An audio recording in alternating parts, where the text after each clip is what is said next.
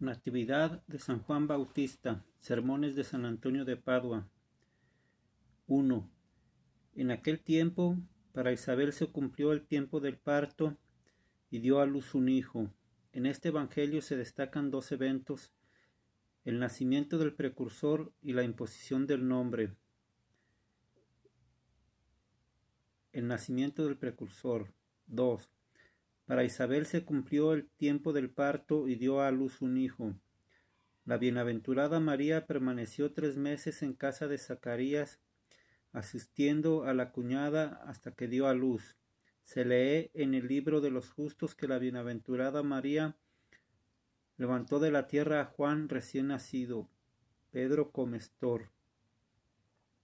Se cumplió. La Sagrada Escritura suele poner la palabra cumplimiento solo por el nacimiento o por la muerte o por las obras de los buenos, significando que su vida tiene el cumplimiento, o sea, la plenitud de la perfección.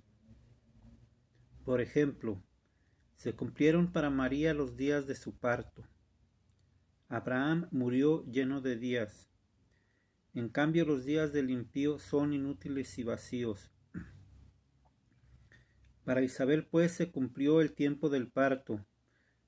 Zacarías, como relata Lucas, había entrado en el templo del Señor para ofrecer incienso y se le apareció Gabriel diciendo: tu mujer Isabel te dará a luz un hijo. Esto le fue anunciado en septiembre, cuando se celebraba la solemnidad llamada Día de la Expiación o de la Propiciación. Y hoy la promesa se cumplió. Vamos a ver en sentido moral qué significa Zacarías, que se interpreta recuerdo del Señor, o que recuerda al Señor, y qué cosa significa Isabel, que se interpreta la séptima de mi Dios. Isabel representa al alma fiel, que con razón es llamada la séptima de mi Dios, a motivo de los septenarios, que tienen una especial relación con ella, o sea, los 7 dones del Espíritu Santo, las 7 peticiones del Padre Nuestro y las 7 bienaventuranzas. Con el primer septenario el alma es justificada, con el segundo progresa de lo bueno a lo mejor, con el tercero se hace perfecta.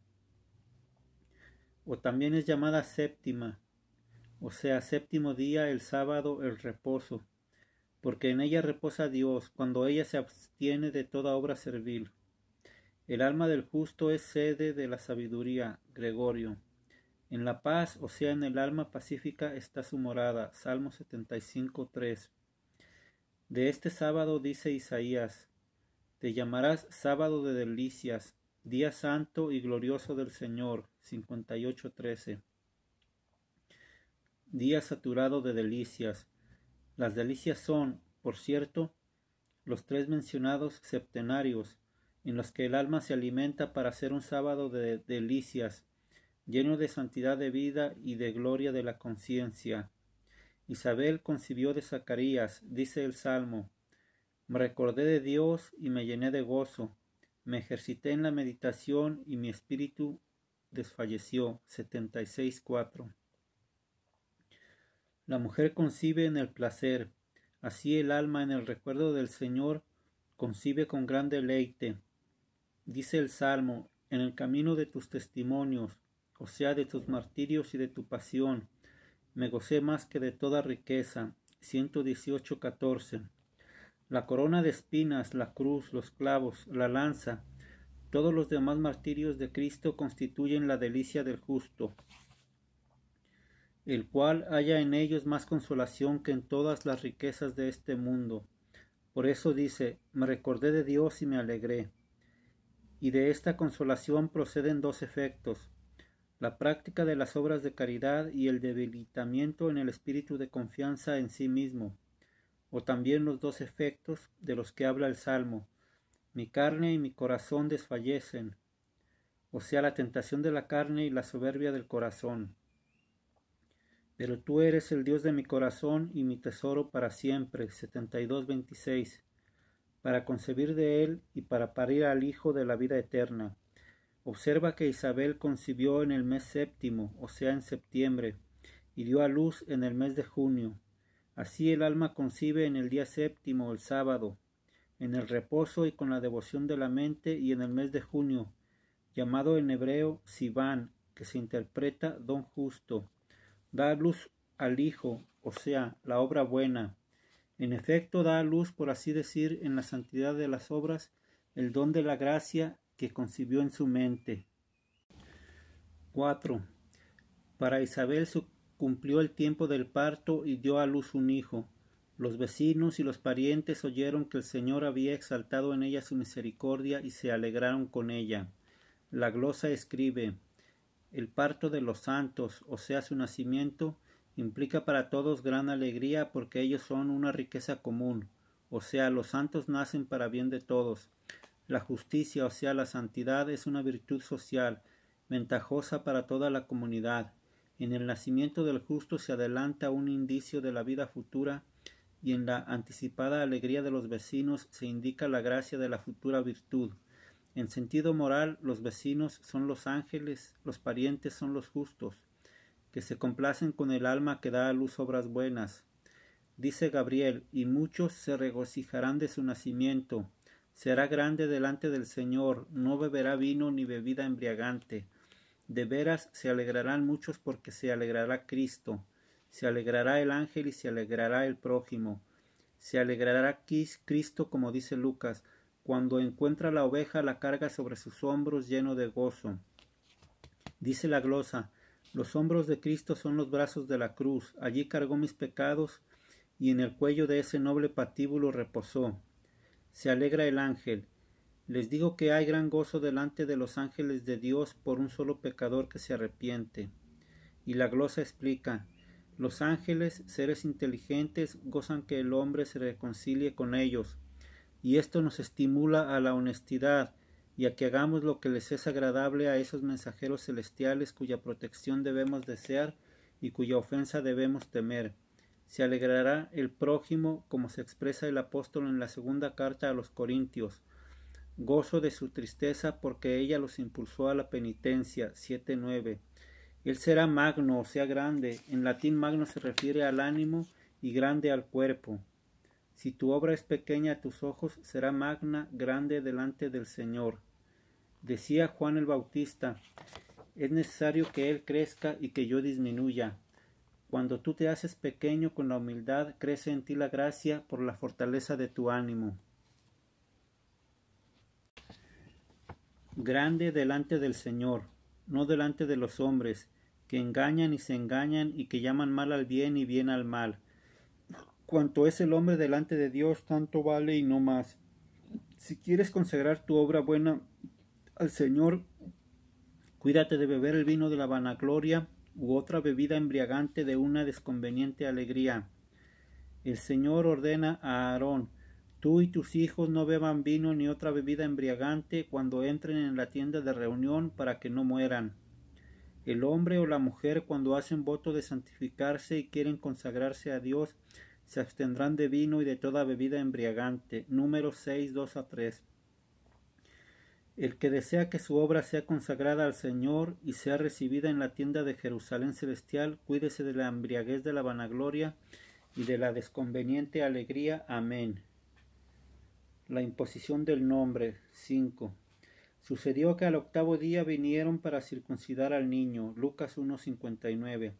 El primer día indica el conocimiento de la propia fragilidad, el segundo el recuerdo de la propia iniquidad, el tercero la amargura de la contrición por los propios pecados, el cuarto efusión de las lágrimas, el quinto acusación de sí mismo en la confesión, el sexto la plegaria al Señor, el séptimo la limosna al prójimo y el octavo la aflicción de la abstinencia para sí mismo. En este octavo día fue circuncidado el niño, porque la práctica de la abstinencia circuncida realmente el corazón de culpables consentimientos y el cuerpo de ilícitos placeres de los sentidos. Se dice abstenerse, o sea, estar lejos. Está lejos el que no consiente a los ilícitos placeres ni del corazón ni del cuerpo.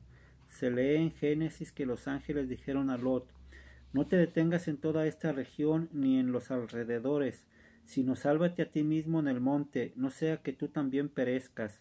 Toda región significa el corazón y el cuerpo. Ni en esta región ni en sus alrededores absolutamente debemos detenernos ni con los actos ni con el consentimiento, sino que debemos salvarnos lejos, en el monte de una conducta celestial, para no perecer con los demás que se detienen dentro de esa región o en sus alrededores. Y querían llamarlo con el nombre de Zacarías su padre. Explica la glosa. Los que quieren llamar al niño con el nombre de su padre representan a los que, mientras el Señor anuncia los nuevos dones de la gracia, quisieran en cambio que él predicara todavía las sólitas proclamas del antiguo sacerdocio. Quieren imponer el nombre del Padre porque prefieren recibir la justicia que viene de la ley a acoger la gracia que viene de la fe.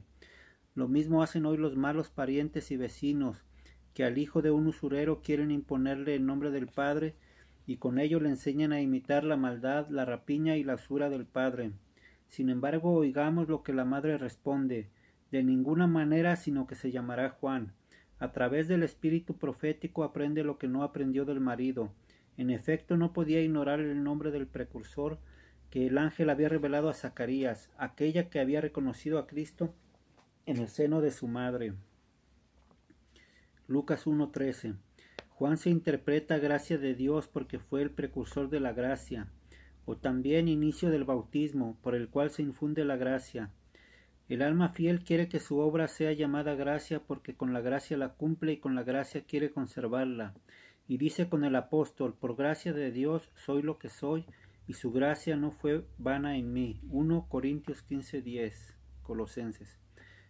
Corintios. Por eso Juan se interpreta también aquel en el que está la gracia, por dos motivos: para que la conserve y para que por ella sea conservado. Y así la gracia no será vana o sea inoperosa. El vaso que conserva el vino es también conservado por el vino para que no se pudra. Guarda los mandamientos y los mandamientos te guardarán a ti. Proverbios 7:2. Dice el Apocalipsis: porque guardaste con constancia mi palabra, yo también te guardaré en la hora de la tentación que está por venir al mundo entero, para poner a prueba a los habitantes de la tierra. 3:10. El que guarda la palabra con constancia es a su vez guardado, para que en la hora de la tentación no pronuncie palabras ofensivas, o sea, no consienta al pecado. O también, la hora de la tentación es el momento de la muerte, en el cual el diablo se esfuerza por todos los medios para tentar al hombre y pervertir sus sentimientos, porque en aquel momento o lo conquista o lo pierde definitivamente. En aquel momento, sobre todo, el diablo tienta al hombre contra la fe y contra la esperanza para que no crea ni reciba los sacramentos de la Iglesia, para que no ponga su esperanza en la divina misericordia. Feliz de aquel que en aquel momento será guardado. 6. Dijeron a Isabel: no hay nadie en tu parentela que se llame con ese nombre. La parentela mala y perversa simboliza los apetitos carnales y los sentimientos irracionales del ánimo, en los cuales no hay alguno que se llame gracia. Más bien se llaman concupiscencia y ostentación. Ni los demonios ni los hombres perversos quieren que nuestra obra se llame gracia, más bien quieren que se llame soberbia, lujuria, avaricia. Se lee en el libro de Ruth. Dicen las mujeres, o sea, los flojos y los afeminados: ¿no es esta Noemí? Pero ella responde: no me llamen Noemí la hermosa, sino llámenme Mara, o sea, amarga, porque el Omnipotente me colmó de gran amargura. Ruth 1:19-20. La llaman hermosa por el esplendor del cutis y no amarga por la penitencia, que consiste en la amargura del corazón, con la cual la gracia del Omnipotente colma el alma, para que no reciba ningún deleite de la dulzura de la hiel. Entonces preguntaron a su padre: ¿cómo quería llamar al niño? Explica la glosa: los que por señas preguntan al padre por el nombre del niño simbolizan a los que pretenden asegurarse la gracia con el solo testimonio de la ley, porque la incredulidad al anuncio del ángel había quitado a Zacarías la palabra y el oído. Es interrogado por señas. Gabriel le había dicho: serás mudo y no podrás hablar hasta el día en que todo esto suceda. Lucas 1:20. Zacarías pidió una tablilla que se puede asir con el puño y una pluma para escribir. Escribió Juan es su nombre, como si dijera, no somos nosotros los que imponemos este nombre porque ya lo recibió de Dios. Tiene ya su nombre que nosotros reconocemos y no que elegimos nosotros. Y todos se maravillaron del acuerdo entre el padre y la madre. Está escrito en Daniel que por Dios fue enviado el dedo de la mano, que escribió en la pared, Mene, Teque, Perez, que se interpretan, calculó, pesó y dividió. La mano se llama así por ser la ayuda de todo el cuerpo. En latín munus, dono defensa, porque ella provee el alimento a la boca y presta todo servicio. En la mano está simbolizada la gracia del Espíritu Santo, que se da a los fieles como ayuda y defensa, con la que ellos se nutren y pueden obrar el bien. Esta mano escribe en el corazón del hombre esas 3 palabras, para que enumere todos sus pecados en la confesión y después los sopese en la satisfacción, para que una congruente pena corresponda a la culpa y él debe separarse absolutamente de la culpa, para poder perseverar en la penitencia hasta el fin. He ahí la inscripción de la gracia. El que ejecuta los 3 mandamientos, los 3 mandatos, tendrá por nombre Juan. La gracia del Espíritu Santo impone y escribe el nombre de la gracia, para que toda nuestra obra sea agradable y llena de gracia, y todo sea atribuido a la gracia de aquel por quien este nombre fue donado. A él sean siempre el honor y la gloria por los siglos de los siglos eternos. Amén. Sermón alegórico. 7. Neftalí es un siervo suelto que pronuncia discursos bellísimos. Génesis 49, 21. Neftalí se interpreta dilatación o también me dilató, y representa al bienaventurado Juan, a quien el Señor dilató con múltiples gracias, o sea, lo hizo rico en ellas. Le dice por Jeremías, antes de formarte en el seno materno te conocía. Y Gabriel, no temas, Zacarías, porque tu oración fue escuchada, tu mujer Isabel te parirá un hijo a quien llamarás Juan. Antes de que salieras del seno te santifiqué. Jeremías 1:5. En efecto, Isabel fue llena del Espíritu Santo y el niño saltó de alegría en su seno. Y te constituí profeta entre las naciones. Jeremías 1:5. En efecto, ¿a quién fueron a ver? ¿A un profeta? Sí, les digo, y más que a un profeta.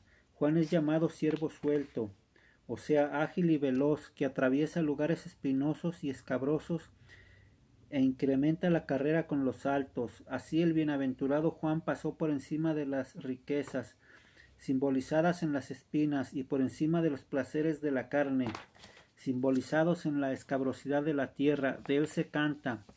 Desde tus tiernos años, se dice a los 12 años, huiste del tropel de gente y alcanzaste las cavernas del desierto. Himno a la fiesta. Dice Lucas, el niño crecía y se fortalecía en el Espíritu, porque crecía en la gracia del Espíritu Santo, y vivió en regiones desiertas hasta el día de su manifestación a Israel. Juan estaba vestido de pelo de camello y tenía un cinto de cuero alrededor de sus lomos. Su comida eran langostas y miel silvestres.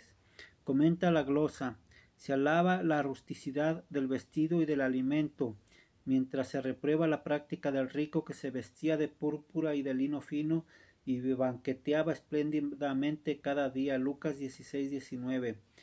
Si el bienaventurado Juan, santificado en el seno materno y del cual testimonió el Señor, de entre los nacidos de mujer no se levantó otro mayor que Juan, se atormentaba con vestidos burdos y con alimento tan rústico, ¿qué podemos decir nosotros, miserables pecadores, concebidos en los pecados y llenos de vicios, que detestamos toda aspereza y buscamos delicadezas y comodidades? El Señor, como dice Isaías, nos llama al llanto y a las lamentaciones, a raparnos el cabello, a vestirnos de cilicio. En cambio, he ahí que gozan y están alegres, se matan terneros, se degüellan ovejas, se comen carnes y se bebe vino. 22:12-13. En el llanto está simbolizada la efusión de las lágrimas, en las lamentaciones la contrición del corazón, en la rapadura de la cabeza la renuncia a las cosas terrenas, en el cilicio la mortificación del cuerpo.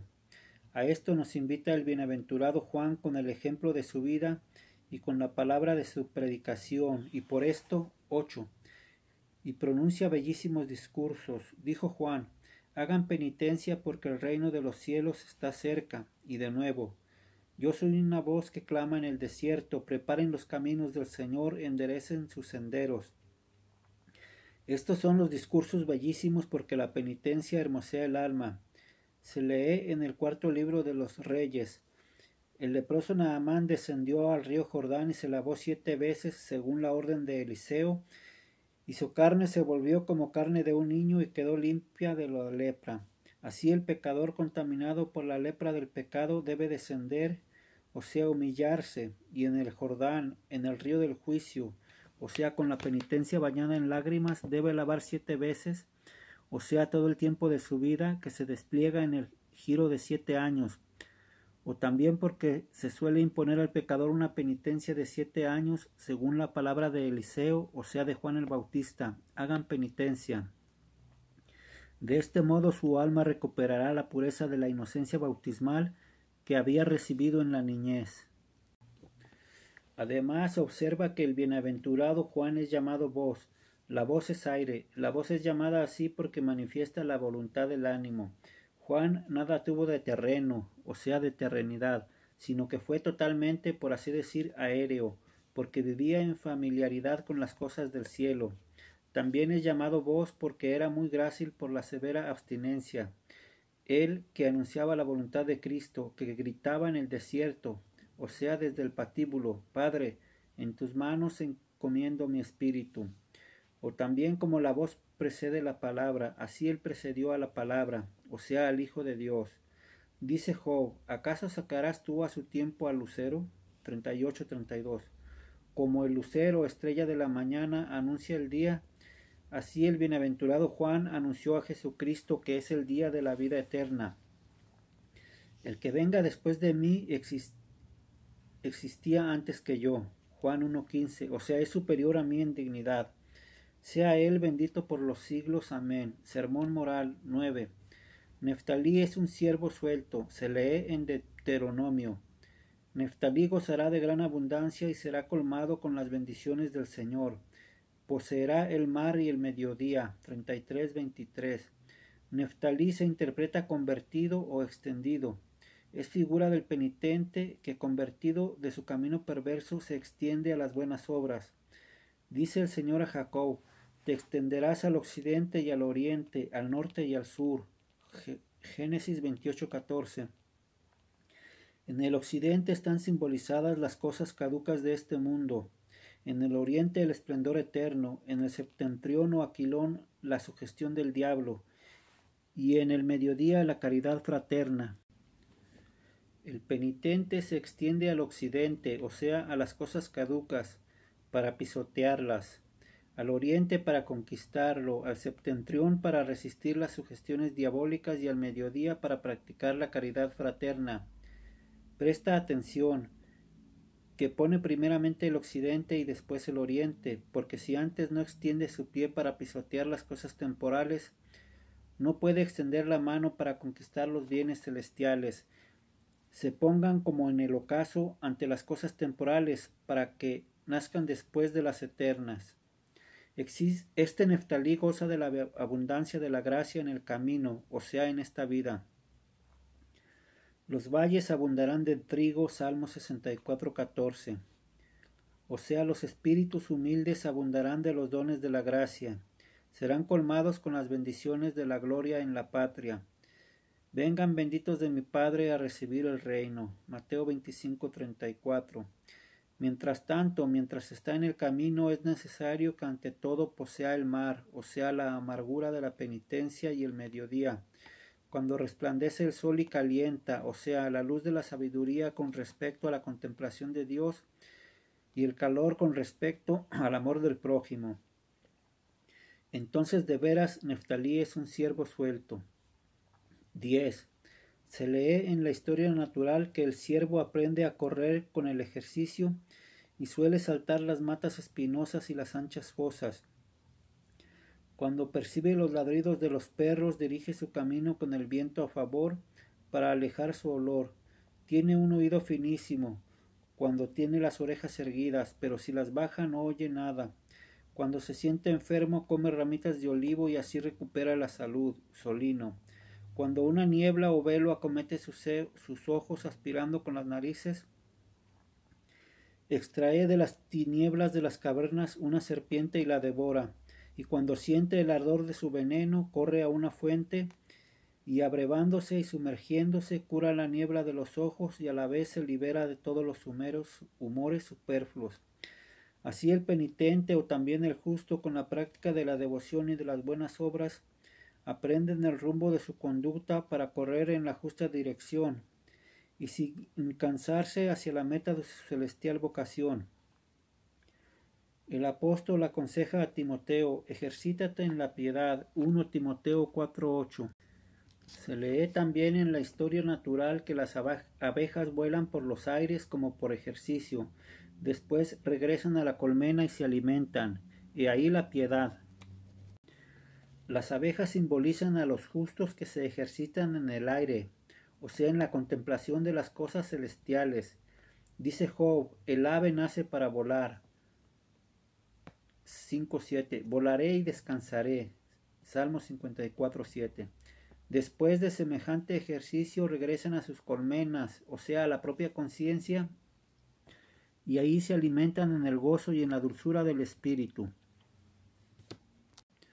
Además, el penitente se acostumbra a saltar porque el hábito es una segunda naturaleza. Cicerón. Se acostumbra a saltar sobre las matas espinosas, o sea, a despreciar las riquezas de este mundo y las anchas fosas, o sea, los placeres del cuerpo. Por eso se le llama siervo suelto. Nadie se hace perfecto en un instante. Juvenal. Entonces, poco a poco debemos acostumbrarnos a despreciar las riquezas y los placeres.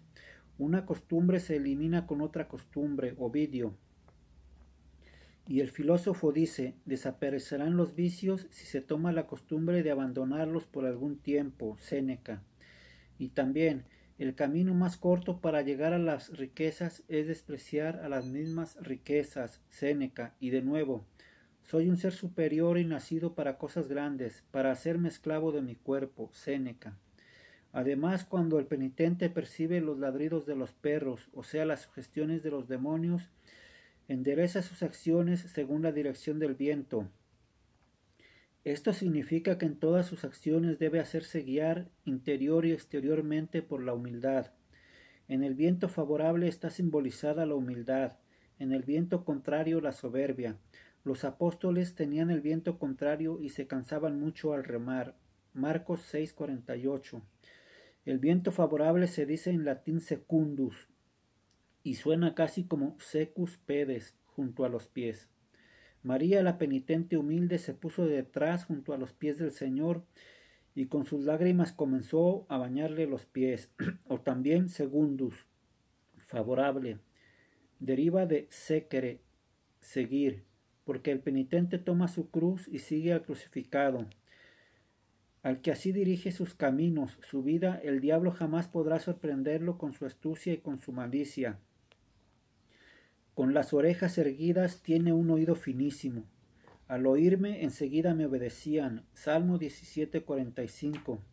Dice Isaías: cada mañana despierta mi oído para que lo escuche como maestro. El Señor Dios me abrió el oído y yo no fui rebelde ni me volví atrás. 50:4-5.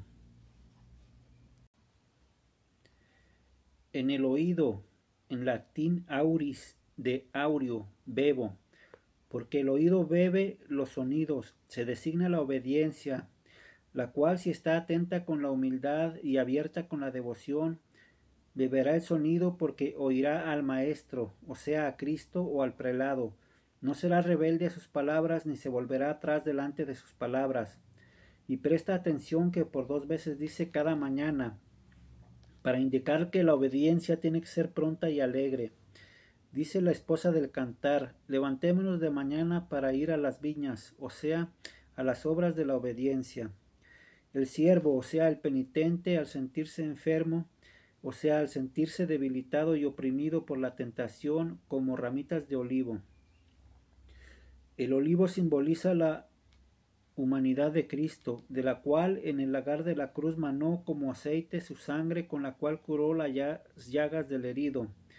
Ramitas de ese olivo son los clavos y la lanza, los azotes y la corona de espinas, y todos los demás instrumentos de su pasión. Si el penitente se alimenta de ellos mediante la fe y la devoción, recibe nuevo vigor contra las tentaciones. Dice Isaías: tú eres un refugio para el pobre, ayuda para el necesitado en su miseria, la esperanza en la tempestad y una sombra contra el calor. El verdadero penitente es pobre en el espíritu y necesitado de muchas cosas.